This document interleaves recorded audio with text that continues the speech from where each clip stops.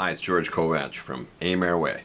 I'm going to do a brief video trying to address the laryngoscopy debate that's out there. I was working on writing a paper on this topic, and I've written indirectly on it before, but as many people know, from thought processes to potentially getting it published is a very long period of time. Can be at least a year, if not double that. I thought it was important to try to get the message out sooner than that, because there's been a few publications and commentaries that are addressing this topic. Before I get started on the meat of this, I'm going to tell a brief story, and it's a metaphor that I'll get back to at the end of the video. And it's a simple story of my driving my daughter to the airport recently. It's been a crazy winter, tons of snow. We have snowbanks 5-6 feet high. Anyway, she's going back to where she lives, and I was taking her to the airport. We got out into the car. It was a snowy day, and as I was making my way to the driveway, I noticed a car slipping and sliding on our street, and sort of thankful that I have a nice little car, a standard Impreza with all-wheel drive and new winter tires. So I was feeling good about that. We sat in the car, reminded her to do up her seatbelt, and I glanced over to make sure that the signal for the passenger airbag was on, and that it wasn't deactivated, and off we went to the airport. It was a messy drive, but we got there uneventfully, and as we were pulling up, we were both sort of worried, is their flight going to be on time? Is she going to be delayed? Is it going to be canceled? Because it was snowing fairly heavily at this time. And we checked her flights. Seems like things were a go. She went off, and as she went off into the airport, my worry changed from concern over her flight being delayed or canceled to, she does get on that plane. It's really messy conditions. Is she safe? And it's an irrational fear. We all know that it's very safe to fly. And the bottom line is I had to force myself to say, okay, you know what? The pilots are experienced, and they're going to make good decisions. And the airline's going to make good decisions, so that if the flight is canceled or delayed, it's for good reasons from a safety point of view. So that's the end of the story. I'm going to get back to that at the end of the video. What I wanted to move my attention to initially was some concerns that perhaps I'm a Luddite. I'm an old-fashioned guy who's hanging on to a dying skill or art, the use of the direct laryngoscope, and that I don't appreciate what's new and don't appreciate the value of new technology. So I want to debunk that fallacy up front. Anybody who knows me knows that I'm a big technology guy. I've got multiple cameras. I was deciding whether to do this video with my GoPro or my newly purchased iView glasses, which have a camera there, but it was too much glare and the speaker wasn't that good, so I elected not to. But again, I do appreciate technology, and I know a fair bit about video laryngoscopy. I spent a number of years, along with Dr. Adam Law, working on a device that we were at one point hoping to get to market. Again, it's a video laryngoscope.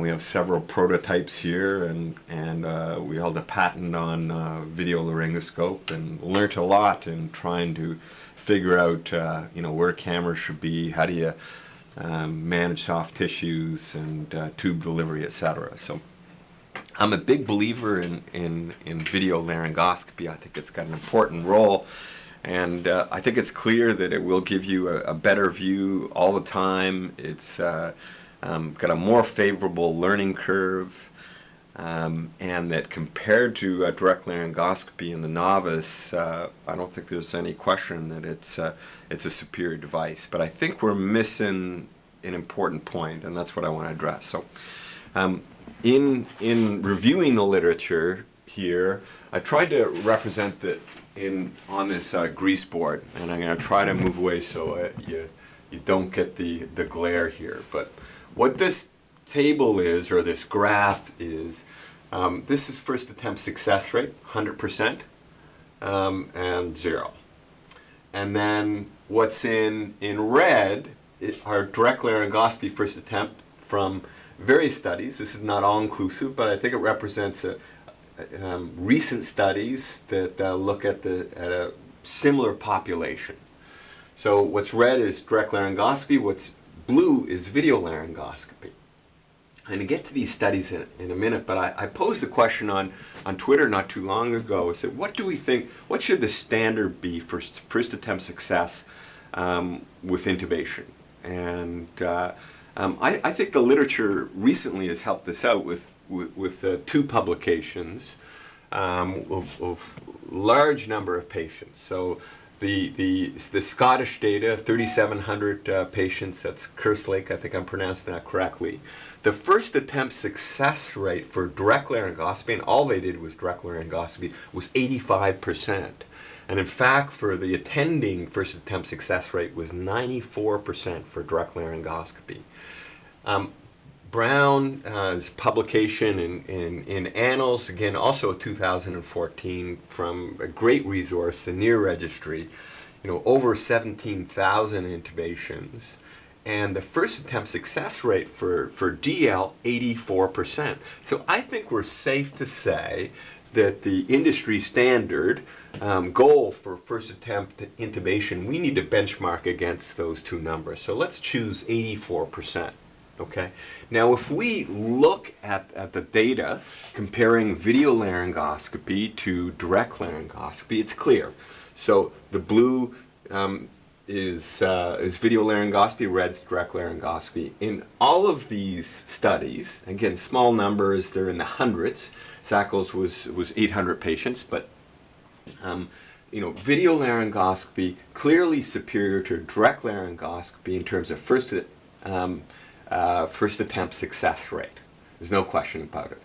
But let's look at the range here. So if we look at it, the first attempt success rate for video laryngoscopy ranged from 72, one study as high as 91%, but they're roughly in the 70s. And if you add the number of patients up and look at the first attempt success rate, it's 77% for the video laryngoscopy group. Significantly less than the standard that's out there from a large number of patients, saying that our first attempt success rate should be in the 84 to 85%. So yes, video laryngoscopy in all these studies was superior to direct laryngoscopy, but it wasn't as good. It was inferior compared to the standard acceptable first attempt success rate as quoted in these 2 studies. That's point number 1. The second important point, and I think the more worrisome one, is when you look at the numbers in red, which are the first attempt success rate for direct laryngoscopy in these studies, ranging from a low of 40% to a high of 71%. And again, when you add up the numbers, it works out to about 67%. These are extraordinarily low, compared to direct laryngoscopy in these registry, from the registry data. And this is a concern. We've got this really we're losing our skill set in direct laryngoscopy. And this is in my mind a significant concern. If I'm a medical director for our AIR program here, and if our team had success rates of 67% for direct laryngoscopy, we'd have to ground the team. Our quality group would flag this, and we would have to explain why it was for that quarter, and potentially the team would be grounded.